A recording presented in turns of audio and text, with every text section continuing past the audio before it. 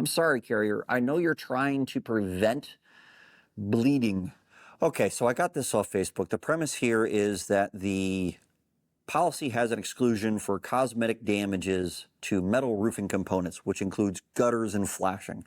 There was an appraisal that occurred, and the appraisers determined that the gutters had functional hail damage, and they put it in the appraisal award, but then the carrier after the fact decided, no, it's cosmetic only, and they're not going to pay for that, which is okay for the carriers to do in some states, but not others. If your state allows the appraisal panel to determine causation and coverages, then the appraisal panel will be able to do that. If the appraisal panel is able to set a scope of work, then they would be able to do that. If you're in a state that doesn't allow those things, then the carrier would be able to make a coverage determination after the fact. You'd have to continue fighting for the coverages.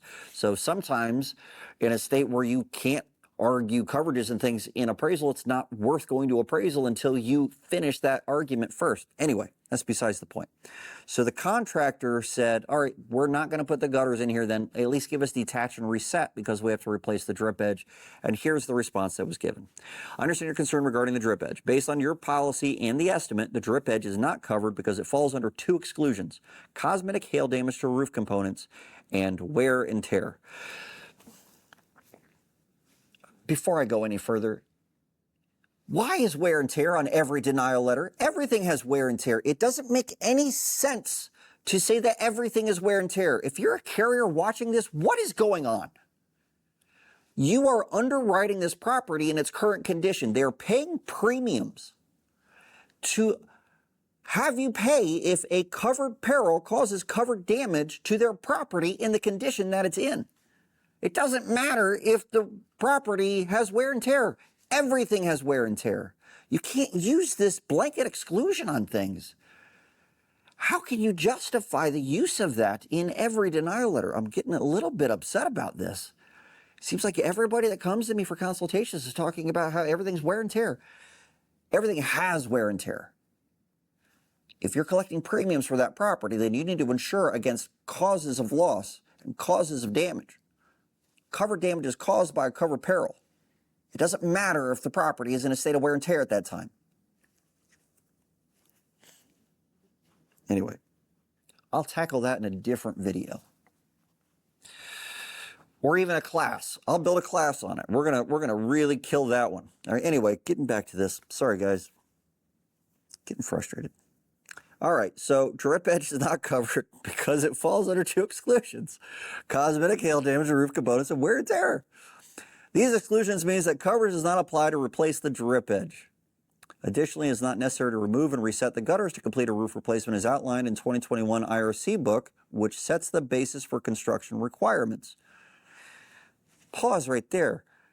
I don't know of anything in 2021 IRC that says anything about not having to detach or reset gutters as a part of a roof replacement. That's just not listed anywhere. It doesn't say yes or no. It's just not in there. So to say that there is something in that doesn't make any sense at all. It's not there. Now, if the drip edge was damaged by hail and it was deemed to be cosmetic damage, and they have a cosmetic damage exclusion for metal roofing components that included flashings, then they wouldn't owe to replace the drip edge because of the hail damage on it, if it's cosmetic only.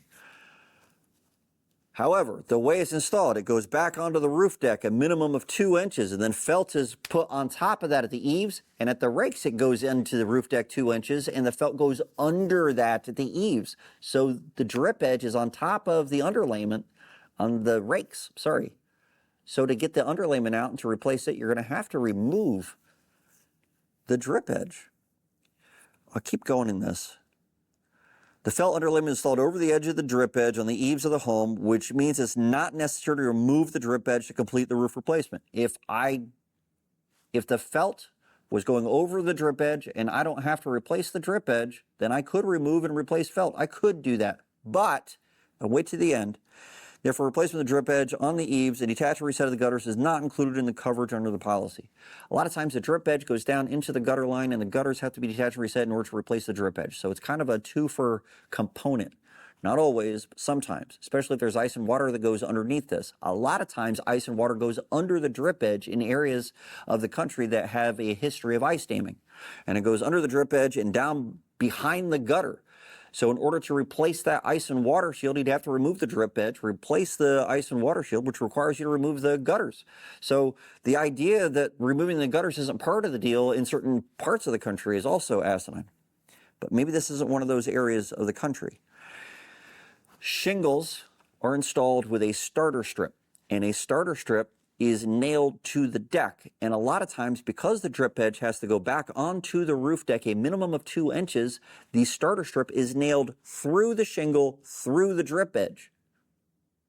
Through the shingle, through the felt, through the drip edge. So we've got starter strip that's nailed to the drip edge.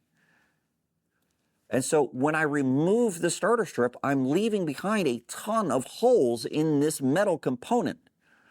Holes which would allow water in. Holes which I can't reuse because the holes get bigger as I'm removing the nails, and you bend the crap out of the flashing that way. On top of that, the code requires when I'm doing a roof replacement to go all the way down to the roof deck to evaluate whether or not the decking is an appropriate substrate for new roofing materials to be attached to. So in order to remove everything down to the deck, I have to remove the existing flashings. And I can't reuse them if they're damaged, deteriorated, or rusted. And if I got nail holes all in it, it's damaged. Flashing is supposed to direct water away from the property. It can't do that if water just goes right through the hole. It's damaged. I'm sorry, carrier. I know you're trying to prevent bleeding, but drip edge has to be replaced with the roof job. This is not an optional thing. In order to replace a roof, you got to get all the way down to the deck. But the shingles that are installed on top of the felt and the drip edge also put fastener holes into that drip edge. It's damaged. There's no way around that. So I don't understand what the problem here is. Wear and tear shouldn't have even been discussed, but whatever. All right. I hope that helps.